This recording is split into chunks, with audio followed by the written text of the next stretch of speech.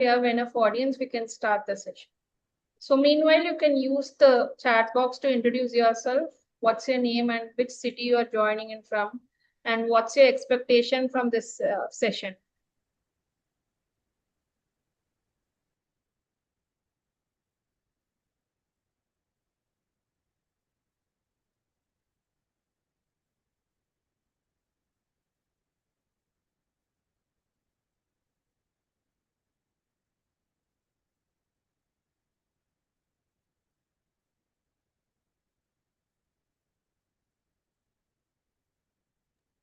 You can see Tanaya here.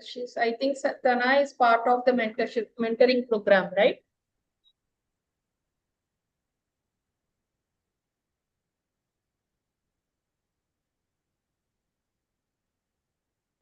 Please feel free to turn on your videos and introduce yourself. So we want this session to be engaging.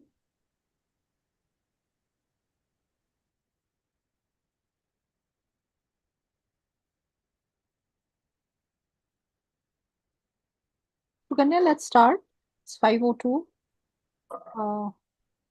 Let others join as and when they join. Yeah, we can start. So welcome everyone. So this session is about our fostering your overcoming your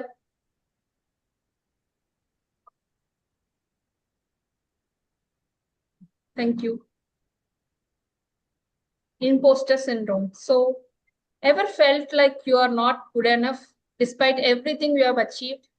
So you are not alone. And today we are here to talk about it.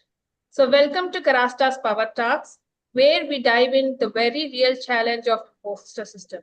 So led by the insightful Sarita Panigrahi, this session will help you understand, recognize, and overcome the self-doubt that often hold us back, especially as women navigating the workplace or returning after a break. So let's reclaim our confidence and grow with self-worth. So we are so glad you're here. So before we officially begin the session, there are few housekeeping rules to adhere. So first, rename yourself with your full name. Use the same name that you have registered, and also let us know that you are here by participating in the polls and also using your chat box to keep the session engaging. You may wish to take down a few notes, so please keep a pen and paper ready. And we are all joining in virtually, so kindly bear with us in case of any connectivity issues. Kindly keep yourself on mute unless we ask you to unmute yourself, and stay on till the end to get your questions answered, because the questions will be taken up during the end. So please welcome with me Sarita Panigrahi, who has 20 years of experience in operations, project management, digital transformation, and process improvements. A PMP certified project manager and Six Sigma belt, she has successfully driven business transformation, collaborated with executive teams, and also mentored professionals to navigate challenges. She currently serves as the Deputy Director of Marketing at the PMI Malaysia chapter and regularly speaks on the range of power skills topics at global platforms, including PMI, Outsized, and other international forums. So our engaging sessions blend real-world experience with actionable insights, making her a sought-after voice in the professional development space. Welcome, Sarita. Over to you. Thank you, Suganya.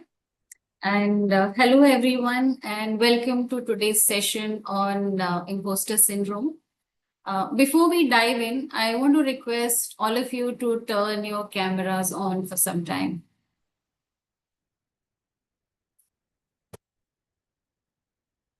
I'm attending this session from home, and to be precise, I'm sitting at my dining table because the Wi-Fi signal is strongest at this spot.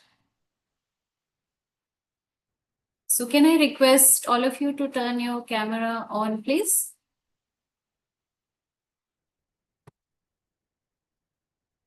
Hi, great to see you, Rashika. Hi, Koki. Hi.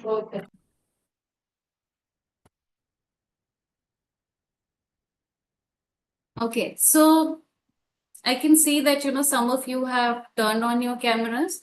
The rest of you are probably thinking, I don't look professional enough, or I don't have a webinar worthy space or background, or maybe you're worried that, maybe you're not as confident or competent as the others present here, right? And if these are the voices popping up in your head, that's exactly what imposter syndrome feels like.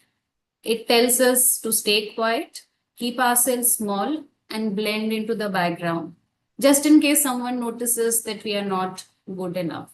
So, switching on your camera and showing your face here, even in a tiny box, is a quiet act of courage. It's also telling that voice in your head that you deserve to be here and you are part of this conversation. So, I think Suganya, this calls for a group pick for memory. Okay, so I can see that some of you have still not turned on your cameras. So to those of you, I want to remind you that showing up, even when it is not perfect, is far more powerful than staying invisible. Okay, and that's what we are going to discuss more in the session today. I'll just share my screen.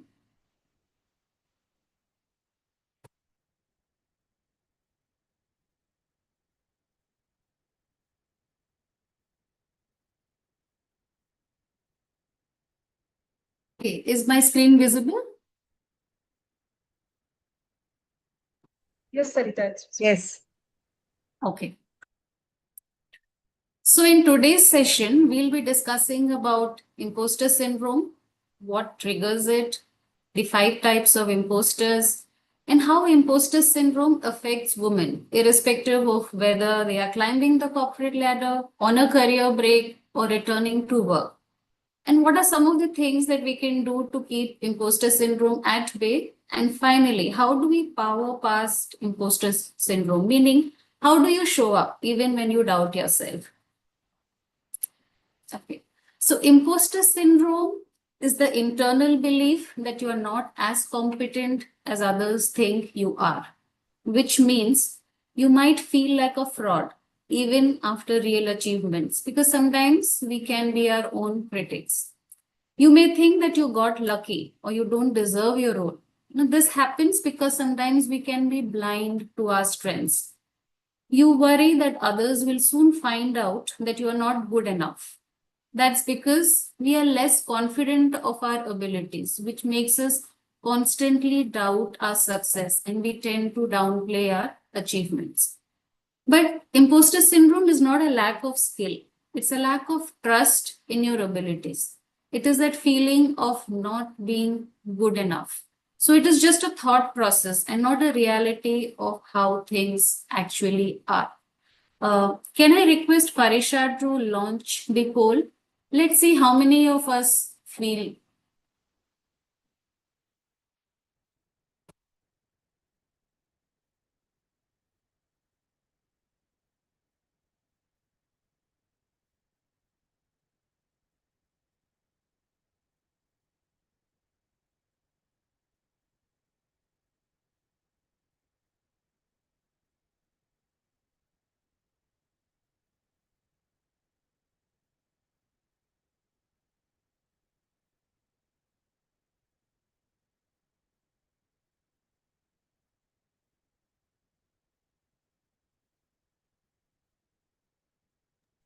So we have around 84 participated in the course, and mostly 38% are feeling they are rarely feeling that they are fraud despite doing well, and 31% feeling they feel that occasionally, and 19% has said that they are feeling it often.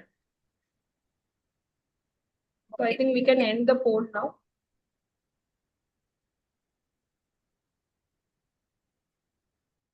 Okay, so studies show that 70% of people experience imposter syndrome at some point, including high achievers, leaders, and experts. And as you can see, many of us here have also felt that way. So you are not alone. We have all been there. So feeling uncertain doesn't mean that you are not capable.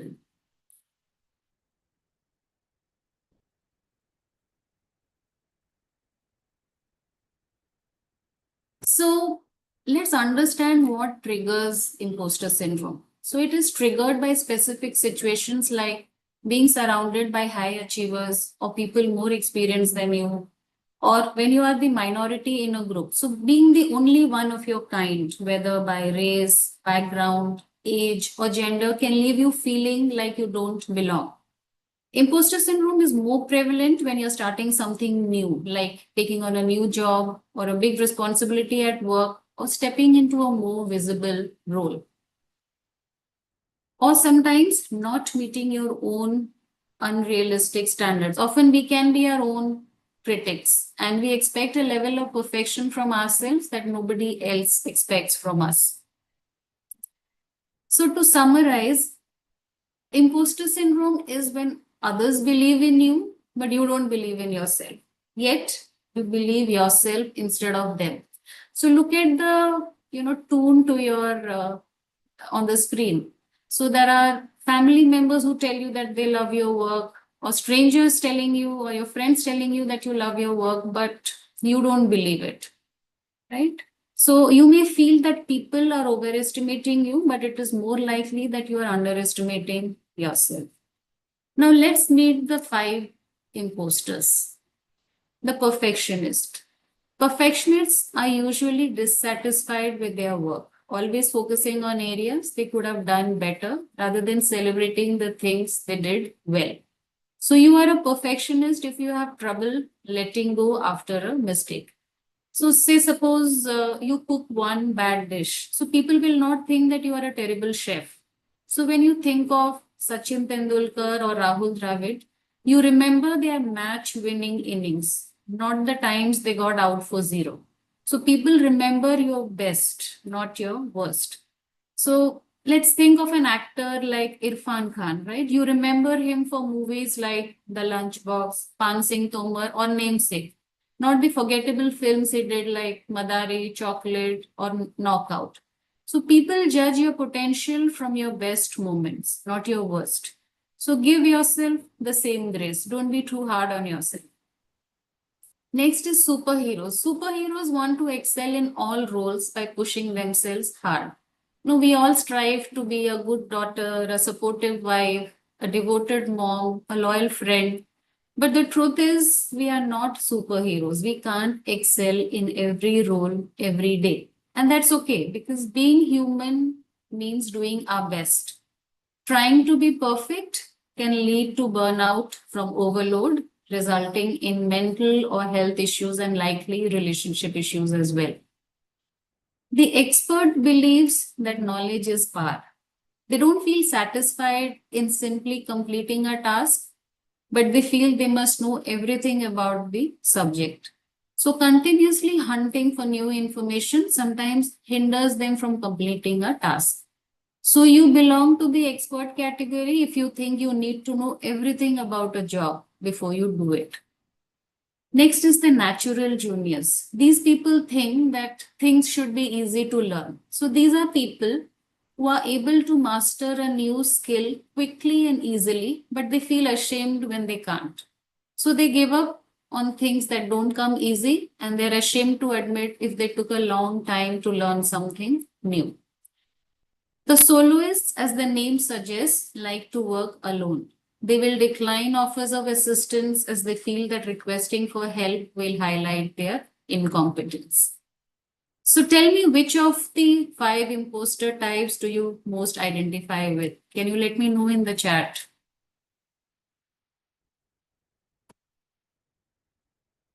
I am a perfectionist. So, before every session, I feel underprepared. And after every session, I reflect what I could have done better.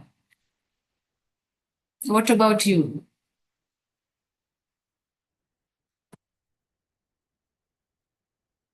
Yes, Doyle is a superhero. Someone is saying all 5. Okay. Perfectionist.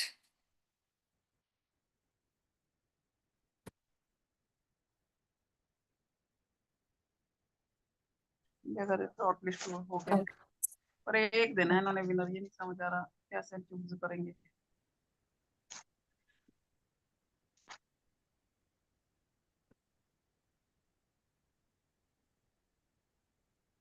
Okay, so let's get to know each of them a little better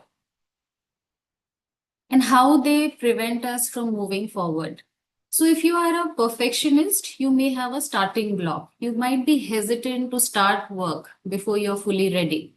So, look at the graph in the slide. This is what progress looks like if you start today, and what progress looks like if you start when you are ready. And can you see the difference? Right? So, the best strategy is to start and figure things along the way rather than waiting forever to start. Because our ideas need speed and momentum. So, start now and figure it out on the go. Because what matters in the long run is progress over perfection, right? And things don't happen with thinking, they happen with doing. Next is the expert. So experts seek to know everything about a job before they do it. So what they are looking for is a perfect map of the future to get started. But we live in a rapidly changing world, what we call the VUCA Bani world, volatile, uncertain, complex, ambiguous. And Bani stands for brittle, anxious, non-linear, and incomprehensible. Right? So the perfect map does not exist. COVID-19 arrived without any warnings, right? So there is no perfect map which exists, right? The war that is happening, we have no idea how things will turn up tomorrow. So what we actually need is a general direction and figure out the route as we go, one turn at a time. The natural genius thinks that new things should be easy to learn. If you have heard of inventor James Dyson, right, he had 5,000 plus failures before inventing his now best-selling vacuum, right? So failure is how many of the greatest inventions and advancements in technology and science have happened. As you can see in the graph, we often see success, but we don't see the struggle behind it. The sleepless nights, the setbacks, the self-doubt, the patience, the planning, and the quiet perseverance through pain and failure. Right? So all natural geniuses in the group, take note, success does not come easy, right? What we see on the surface is very different from what we do not see. The superheroes. Superheroes try to please everyone. So their focus on creating a flawless image in the eyes of others is a risk factor for depression, anxiety, burnout, and other mental health challenges. So see the graph. These are people we try to please, right? But the truth is, it is impossible to please everyone. It's better to disappoint others than disappoint yourself. The soloist, so when you're working alone, you might miss out on ideas or feedback that could improve the work.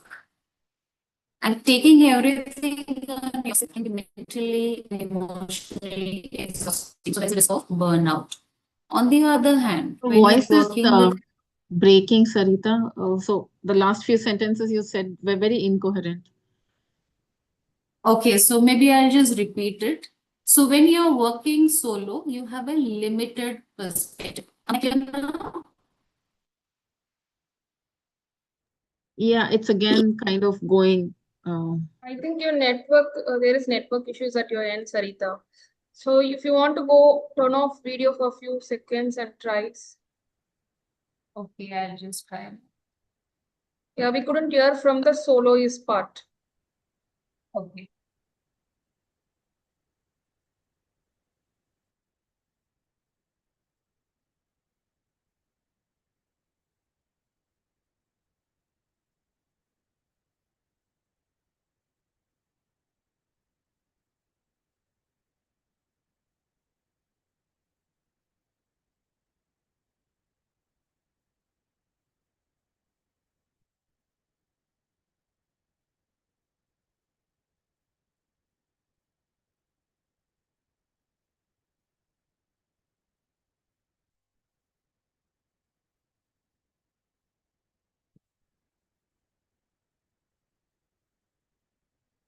Please give me a minute.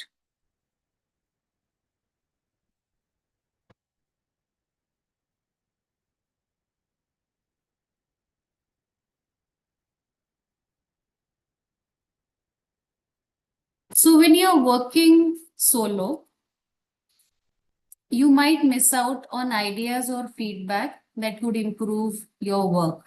So taking everything on yourself can be mentally and emotionally exhausting.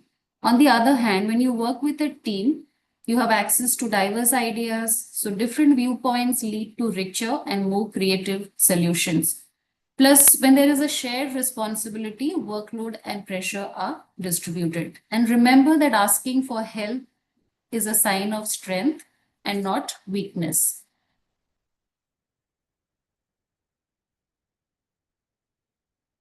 Am I clear now?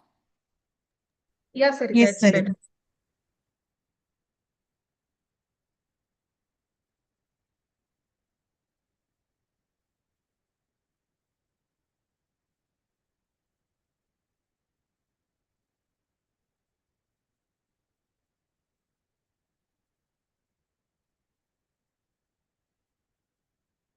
Can you see my screen as well?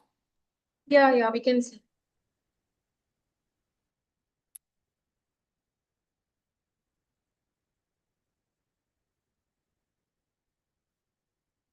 Just a second, I think it's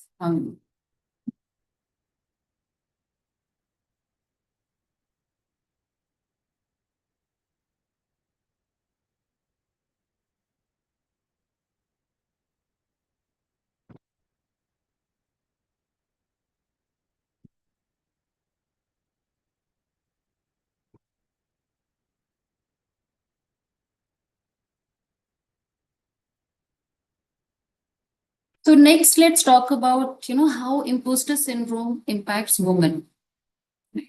How many of you are mothers in the group? Can you let me know in the chat?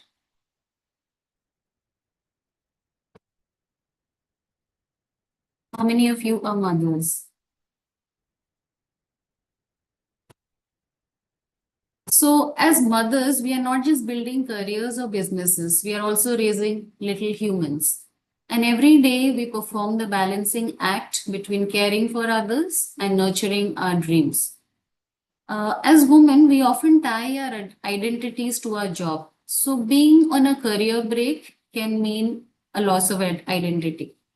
But think of life like a pizza. Your job is just one slice, not the whole pie. The other slices could be health, relationships, community, and sometimes they could take precedence. For many women on a career break, there is a persistent pressure to catch up to peers who continued working, or to prove yourself quickly to justify the gap, or work harder or longer to show that you are still capable. All this fuels a sense of inadequacy, which reinforces the idea that you are behind rather than on a different path.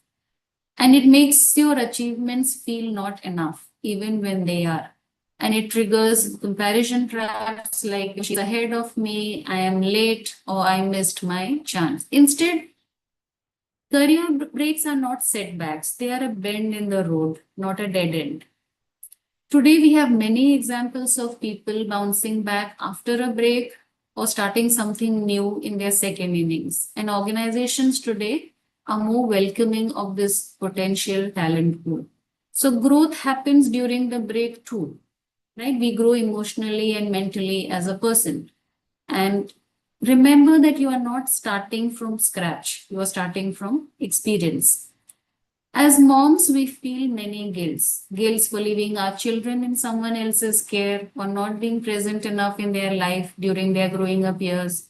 Guilt for taking a break, or the quiet guilt that comes with wanting more to grow, lead, and chase ambition beyond our caregiving roles. Or guilt for struggling or not bouncing back fast enough. And this guilt is often invisible and unspoken. Yet it often leads to self doubt and emotional burnout, all of which fuel imposter syndrome. But how can imposter syndrome help us? One surprising upside of feeling like an imposter is that it can push us to work harder. So confidence can sometimes make us complicit. When we feel like imposters, we think that we have something to prove. right? So imagine if you are asked to, say you are in the company of people whom you think are high achievers or more experienced than you, and you are invited to the same forum as them, you will actually try to work harder to be there. So second, imposter thoughts can motivate us to work smarter. So feeling like an imposter puts us in a beginner's mindset, leading us to question assumptions that others have taken for granted. So we are very likely to try out other approaches which others may not think of trying. And third, feeling like an imposter can make us better learners. So having some doubts about our knowledge and skill takes us off a pedestal, encouraging us to seek out insights from others. Now, how do we move past imposter syndrome? You can't fix what you don't understand, right? So recognizing the symptoms is the first step. So remember that you are not the only one who feels like this. Almost everyone has felt like an imposter at some point in their lives. So reduce the need for others' approval. So seeking validation, as we saw, seeking validation, you cannot please everyone. So seeking validation is a bottomless pit. Instead, build a circle of mentors and friends who can help you flourish. Second, keep a success journal. So if you make it a habit to regularly write down your accomplishments, it will help you build confidence in what you have achieved. So confidence is contagious, so is the lack of confidence. So focus on what you have achieved so far. So I do this in two ways. I have a folder where I store all the positive feedback or messages which I get from my stakeholders from time to time. And I scan through them when I'm feeling low to boost my self-confidence. I also maintain a file where I track both my professional and personal achievements. This helps me to know my strengths better, and it helps me to track my progress over time. Many of us tend to be our own inner critics, in large fueled by what we see when we see other people's timelines and successes, right? Social media algorithms, right? So, but real life are different. Remember that. No, Instagram is full of beach vacation photos, not flight delay photos. Resumes highlight career wins, but are silent on doubt and worry. And everybody is dealing with problems they don't advertise. Right? So if you come across a job post and you feel like you don't tick all the boxes, apply anyway. Because a job description is a wish list, it's not a checklist. So you are more capable than you give yourself credit for. And growth comes with discomfort. So, and doubting, when you doubt yourself, it does not mean that you are failing, it just means that you are evolving. The third one is reframe negative self-talk. So, for example, if you are in a career break and someone asks you what you are doing, instead of saying, I don't have a job, say, I don't have a job yet. So, adding yet creates a mental image that something good is on the way, and it also enhances your resilience. So, instead of saying, I failed, say that, I got some valuable insight. Failure is not a sign of my worth. So when you think that everyone else has figured it out except you, say that I'm doing my best and that's enough. Instead of saying I'm just lucky to be here, or maybe I didn't deserve to be here, I say that you have worked hard to be here. And compete with yourself, not with others. Where were you a year ago? Where were you 6 months Sarita, we are back? losing you again. Okay, can you hear me now? Yeah, Maybe you it's can better. switch off your video.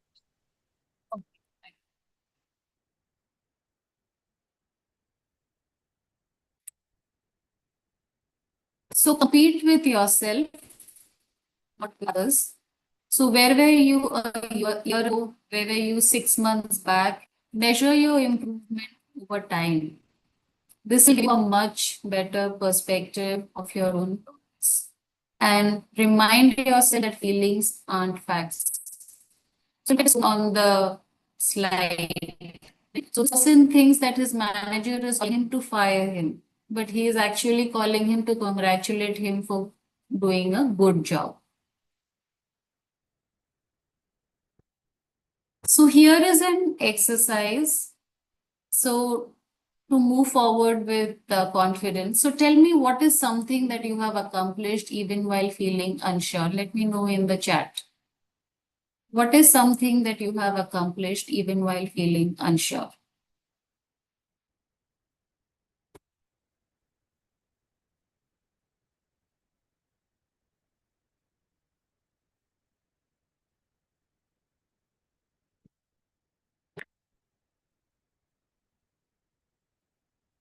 Something that you have accomplished.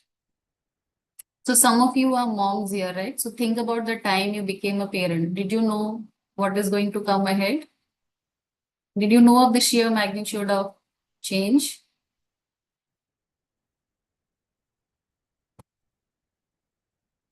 So taking care of self and home, yeah.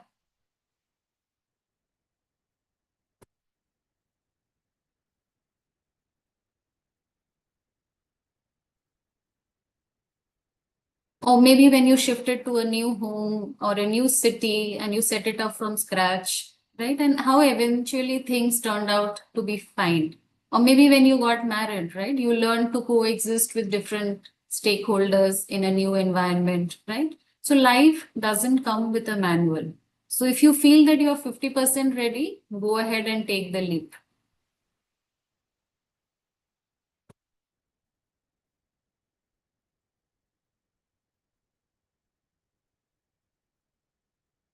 So Kushbu is telling that she raised a boy who is independent and is a caring child.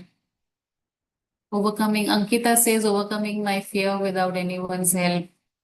Sabha says she's upskilling herself and applying for jobs. Great.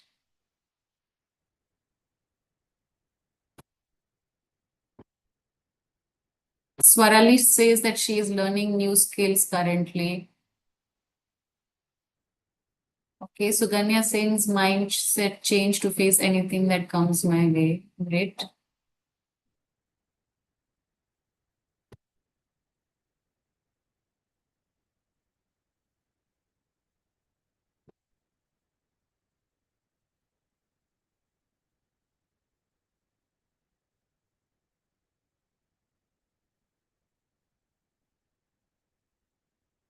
So remember that doubts kill more dreams than failure ever will, right? So you will regret not doing something rather than failing. So even if you're 50% ready, go ahead and take that chance. So now write down 3 skills or traits that you bring to the table today that have been shaped by your life experiences inside or outside of work. So reflect on your journey as a parent, as a caregiver, or maybe a solo traveler, or a volunteer, or as someone juggling multiple roles. Or if you're on a career break, I want you to reflect on, the skills or traits that your break enhanced and not weakened. So some of the things could be, if you were on a career break for parenting or caregiving responsibilities, maybe your, it enhanced your patience or your empathy or maybe your negotiation skills. Do let me know in the chat. What are the 3 skills or traits you bring to the table today that have been shaped by your life experiences?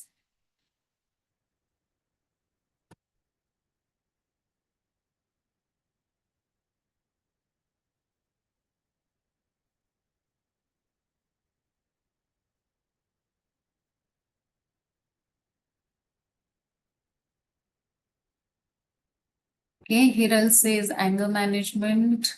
Kokil says listening skills, kindness, authentic communication. Namita says resilience, communication, empathy. Oil says people person, management, and listening skills, approachability. Tanaya says life experiences taught me to be more matured. Suganya says adaptability. emotional intelligence, quick learning.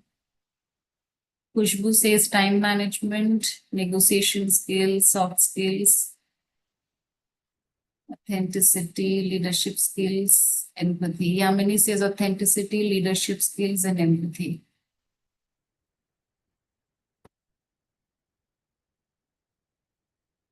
So all these skills that all of you are mentioning here can translate into, the next job or volunteering or, any job, any assignment or project that you take up. All these skills can be applied there. So if you're currently on a career break and you're trying to get back to work, please ensure that you mention all these skills. Then these are the skills which my career break have enhanced.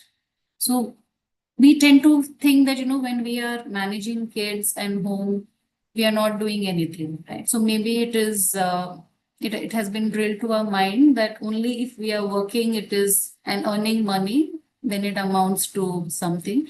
But unpaid work also counts a lot. And these are the skills that you bring to the table.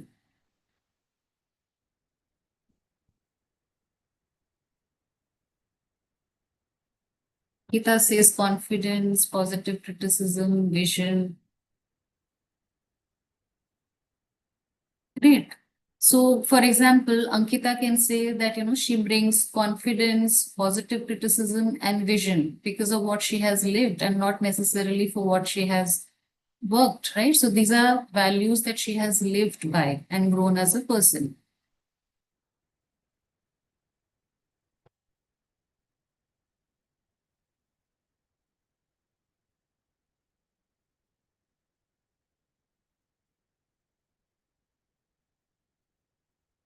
Great. So, as the tune says, you have worked hard to get here. So, be nice to yourself.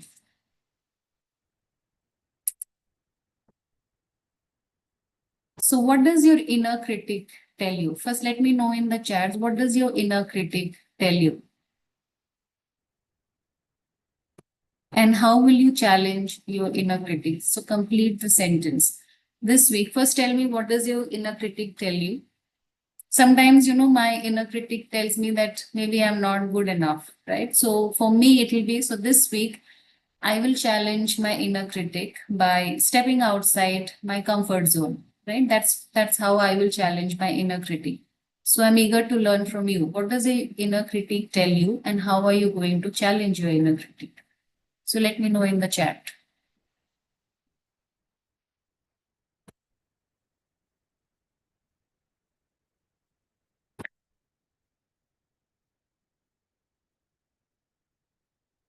So Dr. Seema says, I develop mindset mastery and emotional management. That's nice. Hiral says, no procrastination. Chris says, not good enough. Rajni says, I'm slow in implementing things, think a lot and do less. Okay.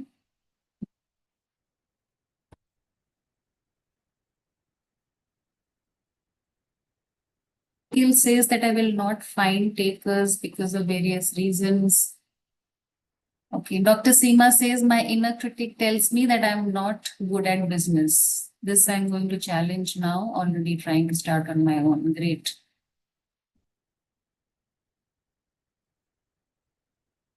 Great. Sabha says that she doesn't have so much of experience in her work field. So she's doing all the things out of her comfort zone to achieve her goal. Wonderful. Khushbu says that everyone around you has paced. You are way too behind to reach there. So challenging this by learning new skills. Great. Swarali says that her inner critic says that I will always mess up. So Swarali, how are you going to challenge your inner critic?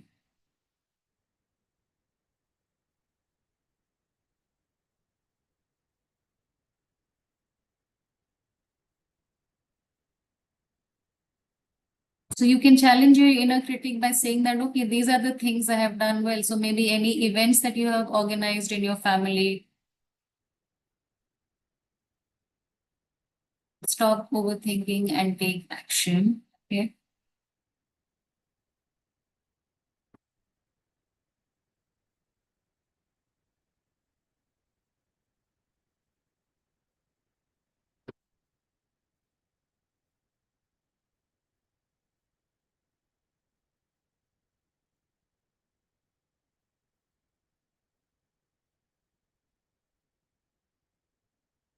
Farisha, can we launch the last poll, please?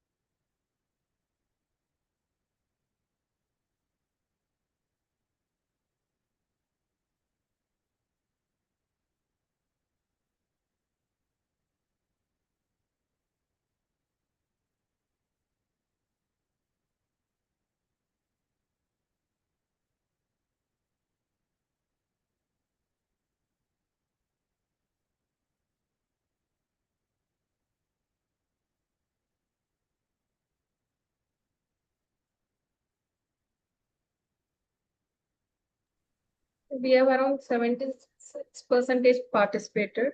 So we request the rest to participate in the poll, and we can close it in next 30 seconds. So we have 42% saying accepting progress over perfection. So I think they fall under the perfectionist imposter syndrome. And the next 21% says talking to a mentor or a friend. This is really a good one because Sarita was always a good friend and a mentor to me. And 16% saying keeping a success journal. And 11% saying reframing negative self-talk and seeking feedback, normalizing failure. So I think we can end the poll. We have 80% as participate.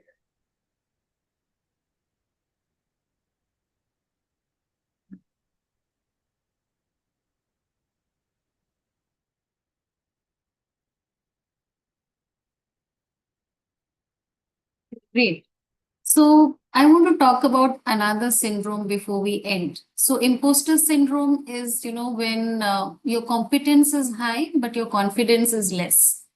So unlike imposter syndrome, where individuals doubt their abilities despite accomplishments, there is another syndrome which is called the armchair quarterback syndrome. It's an overestimation of one's capabilities. So now imagine this, you're watching an IPL match with your family, and the moment your favorite team loses, the living room turns into a strategy war room, right? So suddenly everyone is a seasoned coach or selector debating the batting order, questioning why, the team didn't choose to bat first despite winning the toss, or criticizing that risky run that led to a run out.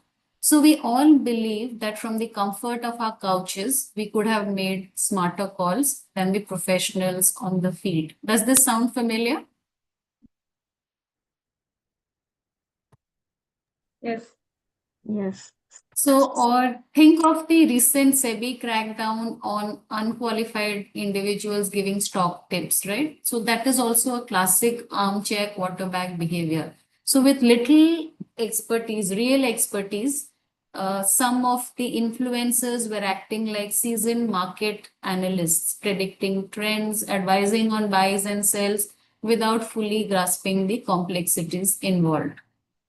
So do not imitate influencers blindfolded, right? So the opposite of imposter syndrome is something called as armchair quarterback syndrome. Why is it called armchair quarterback? Armchair, as you all know, is a comfortable cushioned chair or sofa which we use while watching TV at home. So quarterback is the position of a back player or team captain in American football who controls and directs the game but does not play. So armchair quarterback refers to an expert who likes to direct the game from their home sofa, or someone who is great at giving advice but has never actually done what they are advising about. So in armchair quarterback, people overestimate their confidence. So they feel that they have a higher level of knowledge or skill than they actually do. So you can see that with some influencers today, right? So maybe they become famous and they try and give advice about things which is totally unrelated or they do not have an expertise on, right? And despite their lack of expertise, they readily offer opinions and advice, often with great certainty. And because they already believe that they know enough, they are less inclined to seek further knowledge or improvement. So watch out for these individuals. So today we spoke about what imposter syndrome is, what triggers it, and how can you power past it. So powering past imposter syndrome doesn't mean that your doubts will disappear. It just means that you stop letting them hold you back. It's choosing to take action, speak up, apply for that job, or return to work despite fear. So you recognize your self-doubt, but you don't let it stop you. So move forward with confidence, even when you feel unsure. So that brings me to the end of this session. Thank you for your time and attention, and I would love to answer any queries that you might have.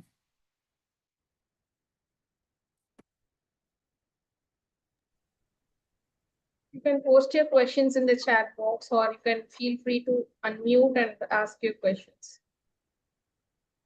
Since this is a closed group, you can feel free to open up and ask your questions. Or you can tell me what you liked most about the session, anything that resonated with you. I think everyone can relate with the points and the type of imposter syndrome which you have mentioned, right? So we could relate it easily. You have given us a good examples for each type. And also you have given us the actionable insights, like what we can do to overcome the syndrome.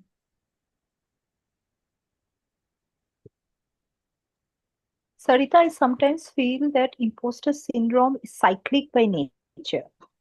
We come out of it, and then after, something happens, it gets triggered, and then we again go back to that particular zone. And then again, we take initiatives and, conscious steps to come out of it. So how do we break this cycle? And, how to make it a habit that, we are not going to fall into that zone, come what may. Because life, we all know, there will be ups and downs, there will be failures, and there will be successes. So how do we navigate those challenges and stay positive? Okay, so as I said, Duel, we have to identify the triggers, right? So some of the triggers are, maybe if you are in a room full of people of high achievers or people whom you think are more experienced than you and you have been put there, right? So that could trigger your imposter syndrome. Or maybe, when you are maybe the only HR professional in the room, right? Say you are invited to a conference where there are people who have managed different functions, but you are the only HR representative, or maybe you are the only woman in the group, right? So these are some of the things that can trigger imposter syndrome. And the first step in getting something treated is to be aware of the symptoms, right? Then only once you have the diagnosis, it just becomes easier to treat it, right? So as I said, keeping a success journal helps. So imposter syndrome is a paradox, right? You are invited because people think that you're worthy to be invited. So, but you don't believe that you need to be there.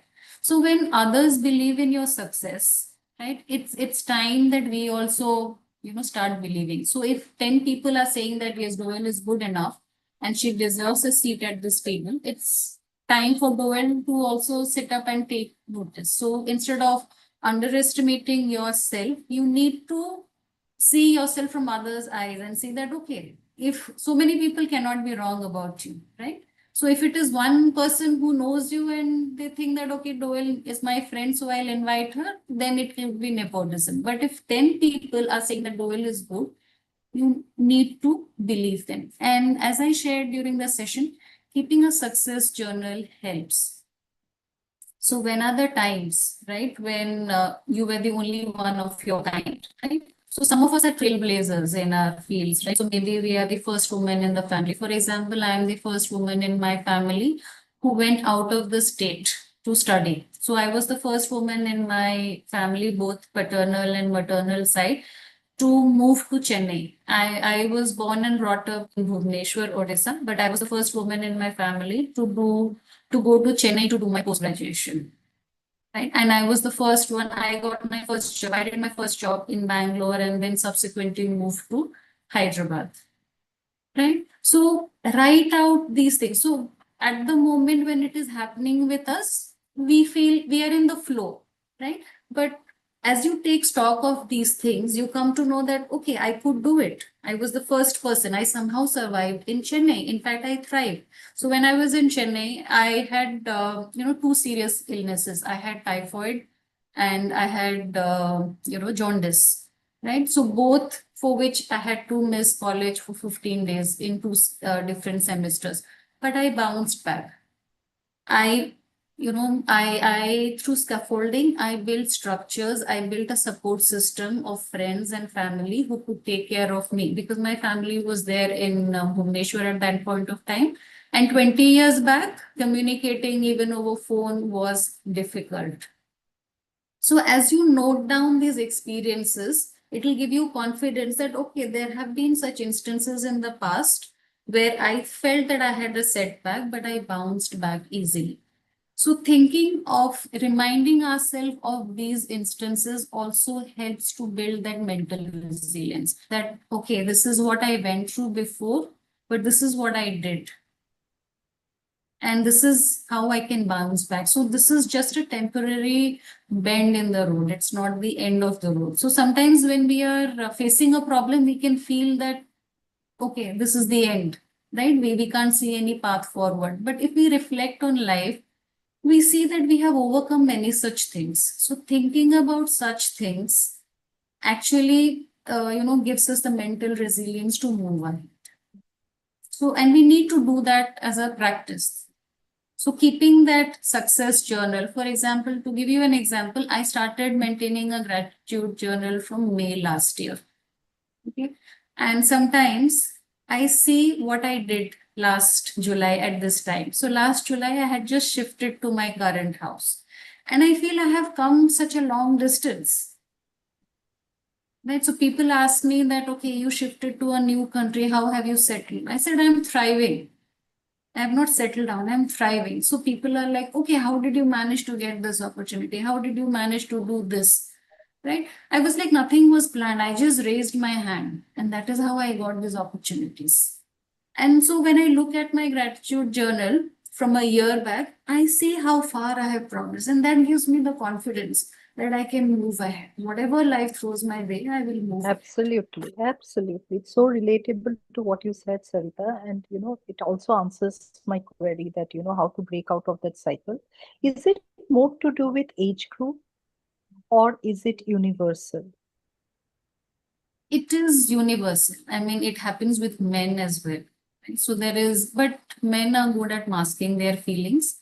Women, as women, we are more emotional, right? We feel, for example, in my career, when I was in a full-time role, I have moved across functions.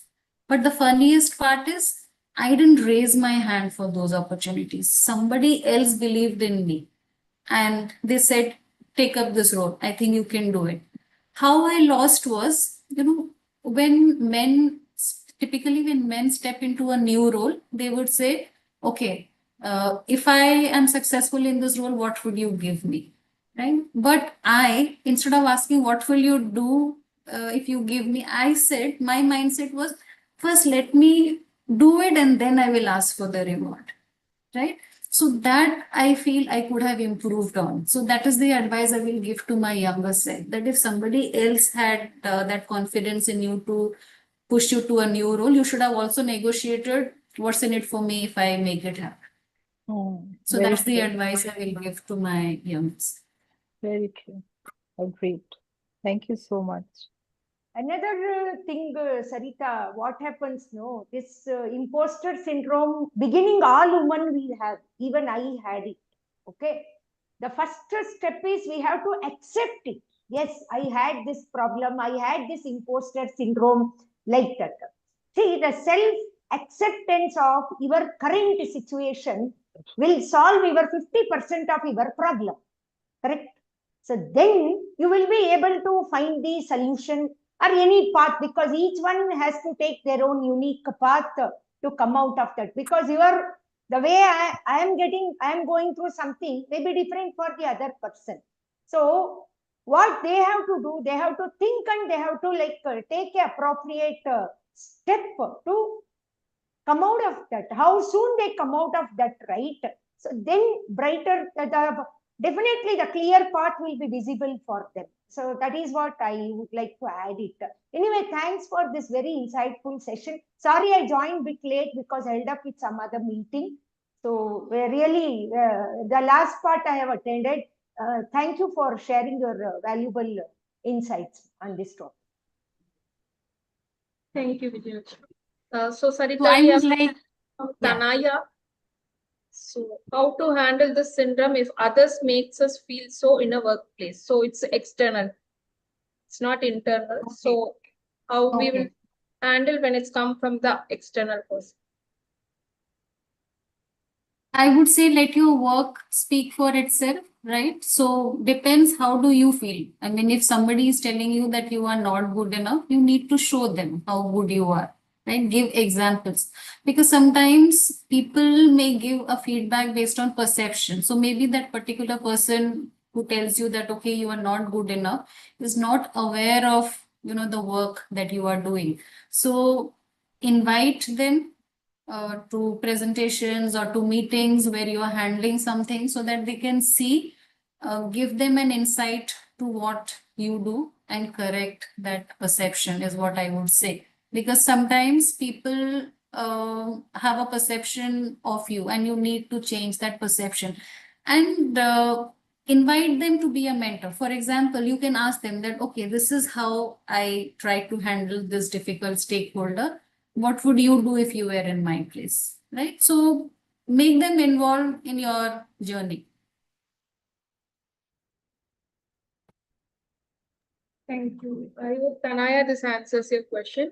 And we have another question from Sabanas. So I'm losing confidence when I'm facing rejection in job applications. Career gap is not a thing to neglect, as companies reject applicants because of it. So what to do? Okay, I think Sabha, you are in the right place, because Aspire for Her has so many tie-ups with companies which are helping women get back to work. Recently, I think there was this Mintra and DBS, right? So it'll be good if you can enroll. If I don't know if you're a part of Aspire for Her, but please join this community, and they regularly organize such career fairs for women who are on a career break and want to get back to work. So, for example, the DBS and Mintra, they were especially looking for women who are on a career break. So, try and be a part of these platforms so that you can benefit. Because when you apply in an open market, you might be, segregated because you are not in a full-time job. So, be a part of communities like Aspire for Her, and you will get opportunities only for women returnees. So that will increase your chances of getting through.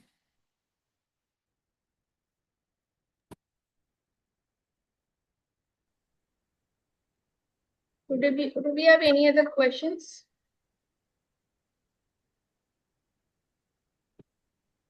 Oh, I think we are reached 6 p.m. So in case if you have any question, you can put it in the chat box or we can close the session.